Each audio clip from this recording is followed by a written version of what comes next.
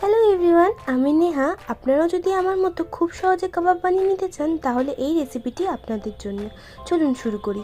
প্রথমে boneless chicken নিয়ে সেটা মিক্সারে ভালো করে গ্রাইন্ড করে নিন। তারপর তাতে একে একে দিন ধনেপাতা, পেঁয়াজ কুচি, বেসন, ময়দা, লঙ্কা কুচি, গোলমরিচ গুঁড়ো, জিরে গুঁড়ো, গরম মশলা, লঙ্কা গুঁড়ো, আদা রসুন কুচি, মাখন আর লেবুর রস। সব উপকরণগুলো ভালোভাবে মেখে নিন।